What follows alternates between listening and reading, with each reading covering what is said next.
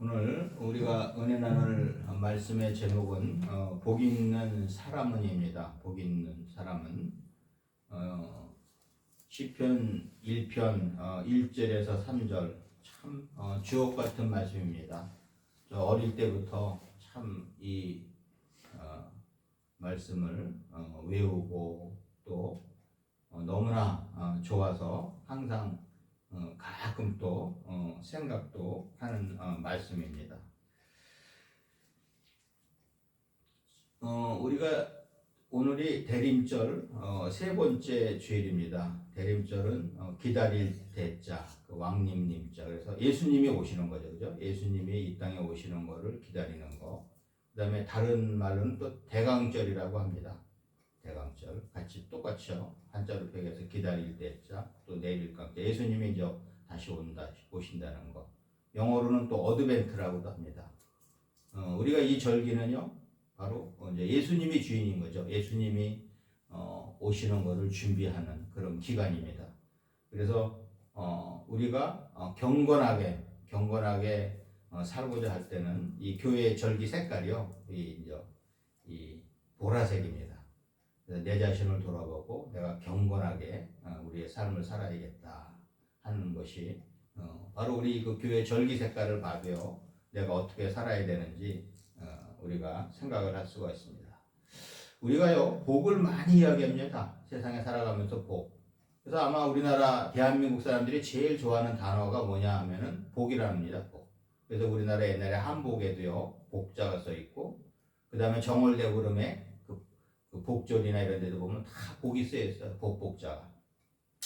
세상에서의 복은요 건강이나 재산이나 또 명예, 멋지게 사는 거, 한 세상 멋지게 살아보자 이런 것 등을 이제 얘기를 하죠. 그런데 오늘 본문에서 말하는 복은요 히브리어로 표현하면은 아사루라고 표현을 했고 이를 70인역 번역본에서는요 마카리오스로 번역을 했는데 이 복의 의미는요 하나님과의 인격적인 교제 안에서 하나님의 말씀에 순종하는 자에 대한 보상, 이 보상으로 내리는 복을 말합니다.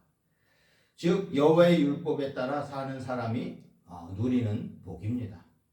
그래서 이 복을 세상적인 복이라고만 생각하면 안 되죠. 그래서 오늘 우리가 나누는 복은요 영적으로 또 육적으로 복을 얻는 그런 영육간의 복을 말합니다.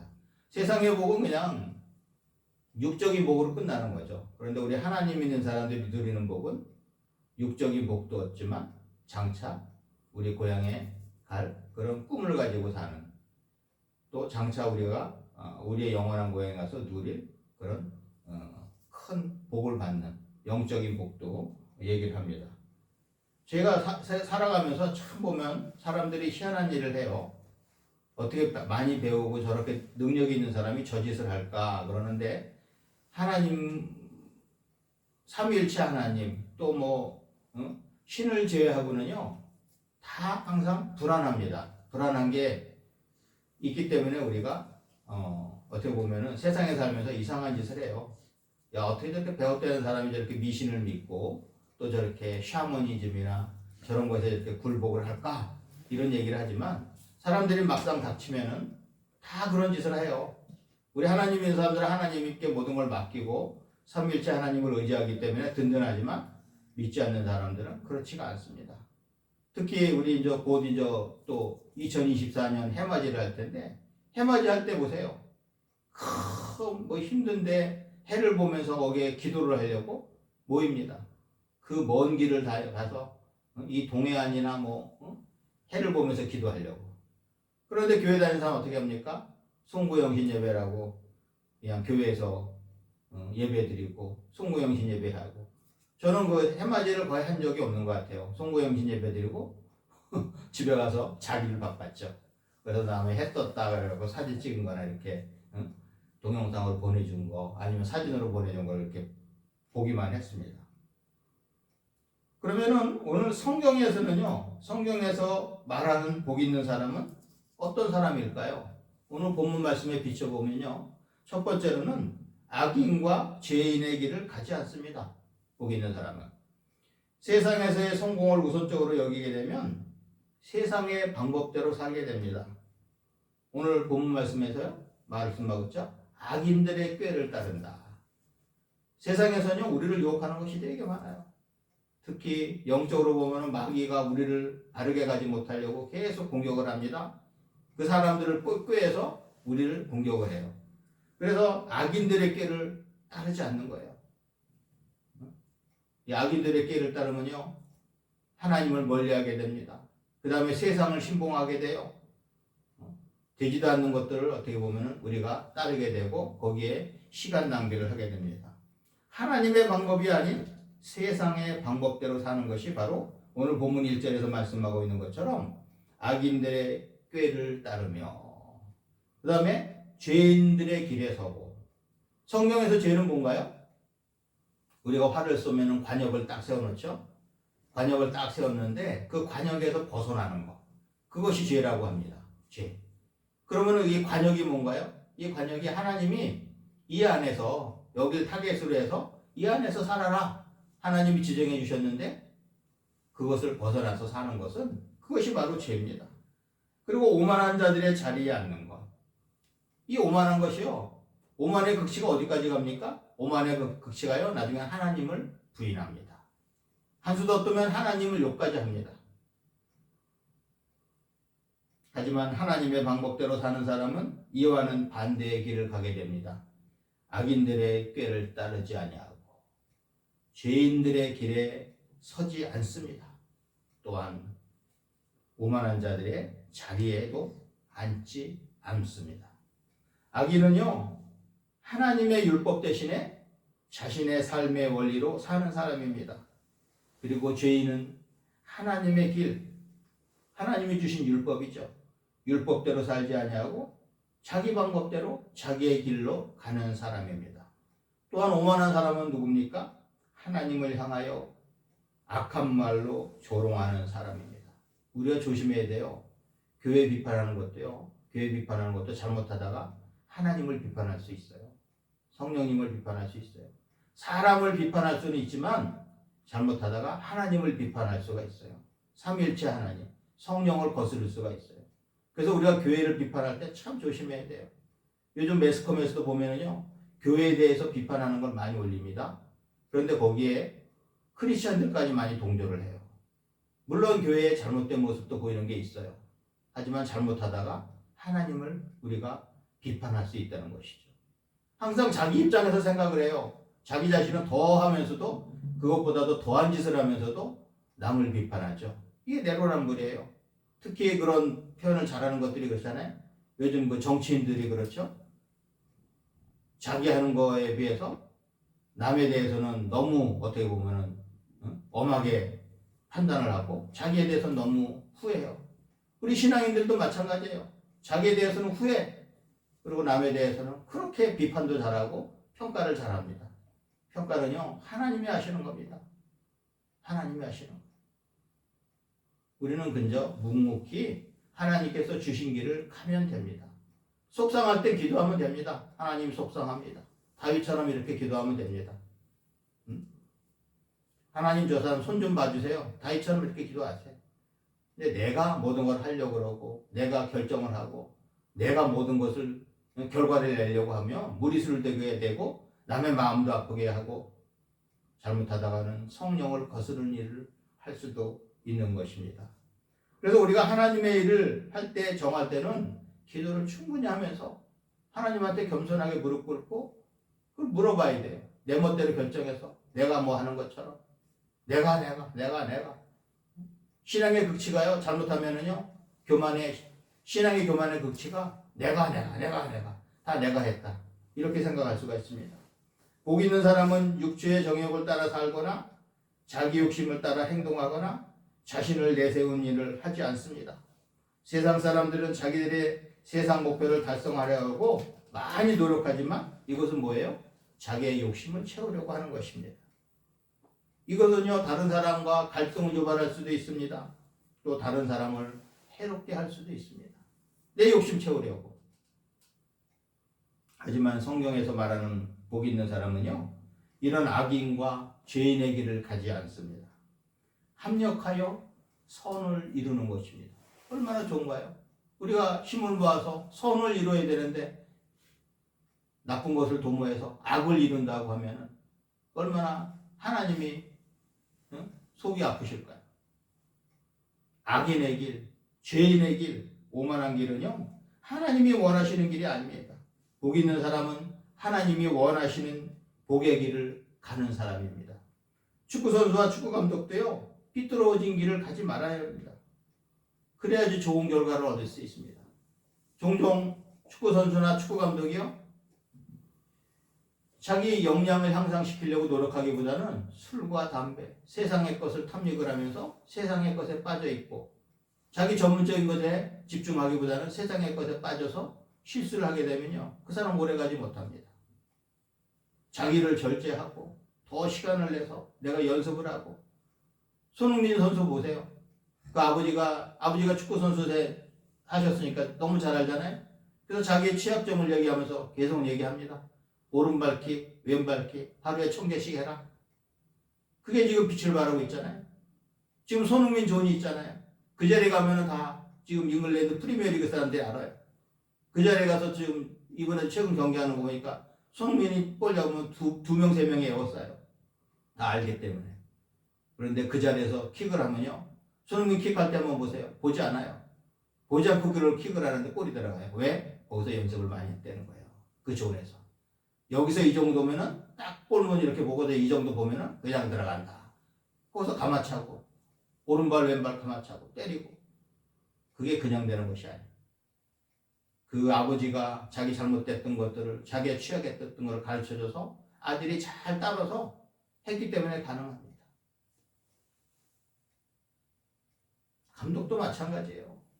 감독은 지금 파리 목숨 아닙니까? 성적이 제대로 안 나면 바로 잘리는 게 감독이에요. 감독. 그러니까는 감독은 더 기도하는 마음으로, 그죠? 더 집중해서 연구하고, 상대편은 어떤 것이 장점이고 우리는 어디가 장점이고 단점이고 이런 걸 잘 파악을 해서 전술 전략을 잘 짜서 경기에 임해야 합니다. 차범근 감독이 좋은 얘기를 했어요. 프로 선수는 너희가 상품이다. 감독도 마찬가지예요. 상품이에요. 그럼 상품은 어떻게 해야 되나요? 고객이 상품을 살 때 어떤 걸 보고 삽니까? 보기에 좋아야 돼요. 사서도 기능을 제대로 발휘해야 돼요. 멋져야 돼요. 자기를 잘 고급 상품으로 만들어야 됩니다. 그래야지 그렇게 돈을 많이 버는 거죠. 돈을 많이 버는 거고. 악인과 죄인의 길은요, 망하는 길입니다. 시편 147편 6절에서는 여호와께서는요, 겸손한 자들은 붙드시고 악인들은 땅에 엎드려 뜨리시는도다라고 합니다. 여기서 악인은 뭔가요? 시편 1편에서 얘기하는 의인과 악이 나옵니다. 악인은요, 하나님의 말씀대로 살지 않는 사람은 악입니다. 의인은 뭔가요? 하나님의 말씀대로 사는 사람이에요.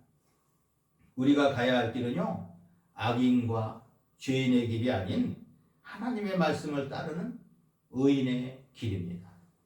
그리고 두 번째로 복 있는 사람은요, 여호와의 율법을 주야로 묵상합니다. 오늘 본문 2절 말씀에 보면 말씀하고 있죠. 오직 여호와의 율법을 즐거워하여 그의 율법을 주야로 묵상하는도다. 주야로 묵상하는도다. 참 신앙생활 잘하는 분들은요, 항상 말씀 이 쪽지에다 적어서 이렇게 다니면서까지 외우는 분 있고요, 암송하는 분이 있고요. 그 다음에 항상 때마다 기도하고 때마다 하나님께 모든 것을 간구하며 아뢰는 사람들을 많이 봅니다. 우리가요, 딴 거 본받지 말고 이렇게 신앙생활 잘하는 사람을 본받아야 됩니다.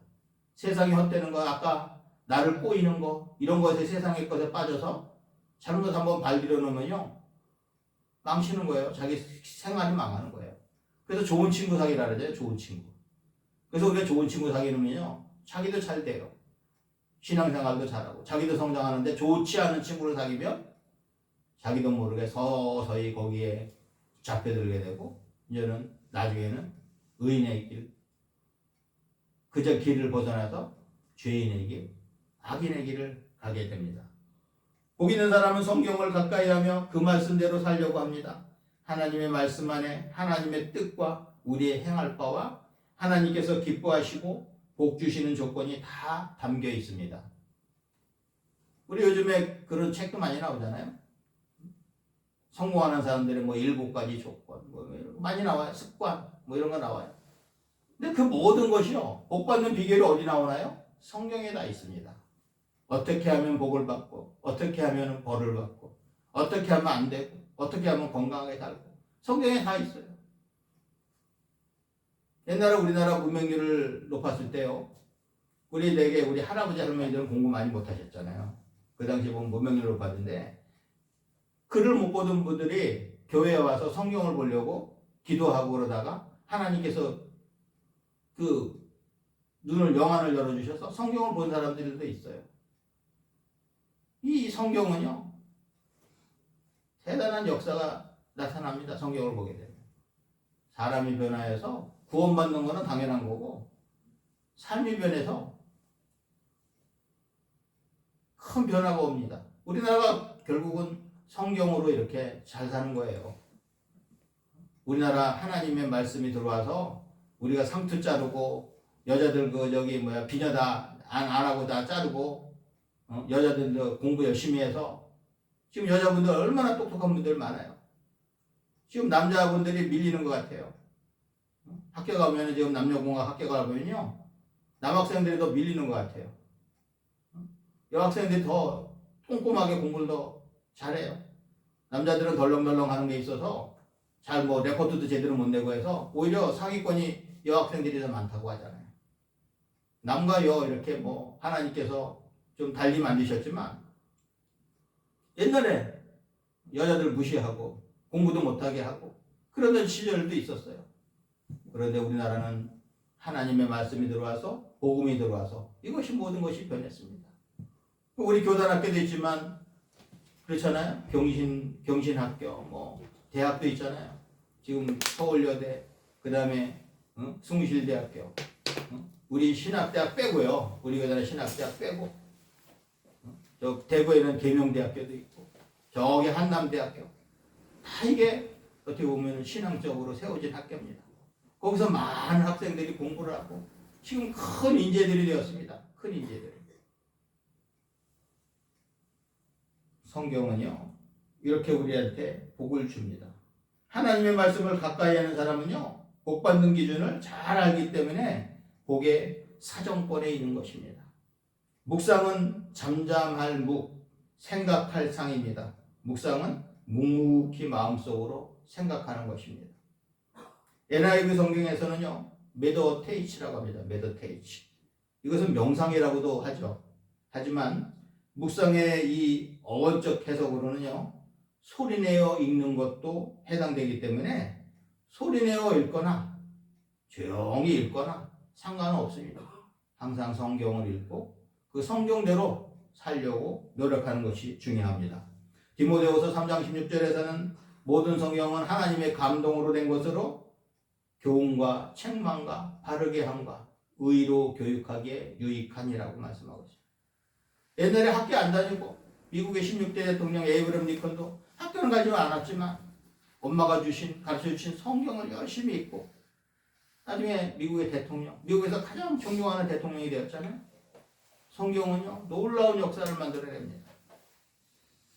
하나님의 말씀은 하나님의 능력이 우리에게 전해지게 합니다. 하나님의 말씀을 통해서 우리 삶에 이적이 나타납니다. 여호수아서 1장 8절에서는요, 이 율법책을 내 입에서 떠나지 말게 하며 주야로 그것을 묵상하여 그 안에서 기록한 대로 다 지켜 행하라. 그리하면 내 길이 평탄하게 될 것이며 내가 형통하리라고 합니다.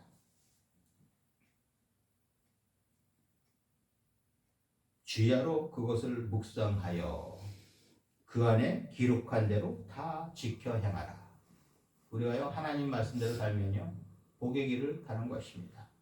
마지막으로요, 복 있는 사람은요, 하는 모든 일이 다 형통합니다. 오늘 본문 3절 말씀에서는요, 그는 시냇가에 심은 나무가 철을 따라 열매를 맺으며 그 잎사귀가 마르지 아니한 같으니 그가 하는 모든 일이 다 형통하리로다. 형통하리로다. 형통은요, 형통할 형통, 형통할 형, 통은요, 통할 통. 뭐예요? 온갖 일이 뜻대로 되는 것이에요. 저도 우리 아버지가요, 형통할 형, 별규 이렇게 이름을 지어줘갖고 형통한 별 이렇게 이름을 지어줬는데 참 잘 지어주셨어요. 저는요, 주 안에서 늘 형통한 길을 가고 있습니다. 제 주위 분들은 그런 얘기해요. 어떻게 임 목사님은 모든 일이 형통한 것 같아요. 형통한 것 같아요. 그런 얘기를 합니다. 아멘입니다. 아멘. 참 제가 옛날을 생각해 보면 지금의 저를 옛날의 저와 지금의 저를 생각을 해보면 다 하나님의 은혜입니다. 하나님의 은혜. 하나님이 형통하게 하셨기 때문에 하나님의 형통하게 하셨기 때문에 옛날 형편으로 와서 고등학교도 제대로 가지 못할 그런 형편이었는데 하나님께서 도와주셔서 고등학교가 아니라 남들이 부러워하는 위치까지 가게 하시는 것이 바로 하나님의 역사입니다. 복 있는 사람은 모든 일이 잘 됩니다. 이는 마치 시냇가에 심은 나무가 열매를 많이 맺으며 아무리 가뭄이 들어도 늘 푸르고 싱싱한 것처럼 모든 면에서 차고 넘치며 충실한 것입니다. 그 이유는요, 배후에 계신 하나님께서 깊으신 뜻대로 인도해 주시기 때문입니다. 하나님을 잘 믿으면요, 자족해요. 무리수를 두지 않아요. 세상의 헛된 꾀를 따르지 않습니다. 그러다 보니까 행복해요. 작은 것에도 행복하고 나한테 주신 것에 대해서 감사하게 되고. 근데 세상적으로 따졌을 때 세상의 욕심을 가지면요, 행복한 걸 못 느껴요. 요만큼 가지면 더 가지려고 하고 요만큼 명예 얻으면 또 더 큰 명예 얻으려고 하고 이러다 보니까 인생이 나가는 거죠. 근데 하나님께서 주신 그 인생을 지혜롭게 살려고 하면 하나님의 말씀을 열심히 읽고 하나님의 말씀대로 살면 그 안에 행복이 있습니다. 의인의 행복은요, 인간의 잔재주로 인해서 얻는 그런 종류의 행복이 아니라 끊임없는 경건의 노력을 통해 얻는 완전 무결한 행복입니다. 형통은 영과 육이 잘 되는 것입니다. 하나님은 우리에게 최상의 것을 주시기에 하나님의 자녀들은 감사함으로 주님 앞에 나아가야 합니다. 빌립보서 4장 13절 말씀에서는 내게 능력 주신 자 안에서 내가 모든 것을 할 수 있는 예라고 합니다. 주 안에서 우리는 모든 것을 할 수가 있어요. 주님께 맡기고 주 안에서 하는 일은 형통합니다. 혹시 형통을 세상 사람이 추구하는 형통과 비교해서 실망하는 신앙인들이 종종 있는데 나는 왜 이럴까? 내가 교회 다니고 헌금도 했는데 왜 이럴까? 이렇게 판단을 잘못하는 분이 있어요. 주식해서 돈 많이 벌어야겠다. 이게 하나님이 원하시는 길이 아닌데 자기는 그 길을 가면서 그걸 놓고 기도합니다. 그래서 여기서 형통은 그런 형통이 아니고요. 영적으로나 육적으로. 궁극적으로는 뭐예요? 궁극적으로는 잘 돼야 되죠. 궁극적으로는 천국 가고 궁극적으로는 잘 되는 복인데 당장 내가 이거 안 된다고 해서 왜 이럴까? 내가 교회 열심히 다니고 기도하고 그랬는데 왜 그럴까? 그런 얘기들 합니다. 그런데 하나님의 뜻은 그게 아니죠. 내 뜻으로 내가 밀어붙이다가 그런 일이 생겼는데 왜 그럴까? 왜 그럴까? 왜 그럴까? 이렇게 합니다. 그 내 욕심으로 했던 거죠. 근데 하나님의 뜻이 무엇일까요? 하나님이 왜 이렇게 하셨을까요? 이렇게 생각을 하고 기도를 해보면요, 답이 있습니다. 거기 답이 나옵니다. 하나님의 큰 뜻이 있는 것입니다. 그 가정을 구원시키려고, 그 나라를 구원시키려고 하나님께서 그 만드시는 건데 왜 당장 이렇게 우리가 이런 혼란이 있을까? 이렇게 생각할 수도 있습니다. 지금 내 앞에 보이는 것이 형통의 길은 아닌 것입니다. 미국의 작가이자 사회운동가인 헬렌 켈러는요, 행복의 한쪽 문이 닫히면 다른 쪽 문이 열린다. 그러나 흔히 우리는 닫혀진 문을 오랫동안 보기 때문에 우리를 위해 열려있는 문을 보지 못한다라고 했습니다. 우리도 혹시 이렇게 살아갈 수도 있어요. 하나님은요, 궁극적으로 우리에게 최상의 것을 주신다는 것을 믿고 우리는 주님 바라보고 나아가기만 하면 됩니다. 우리 할렐루야 축구 성교교회 가족은요, 악인과 죄인의 길, 오만한 길을 가지 아니하며 하나님의 말씀을 항상 가까이 하고 주 안에서 형통한 삶을 사시기를 주님의 이름으로 축원합니다.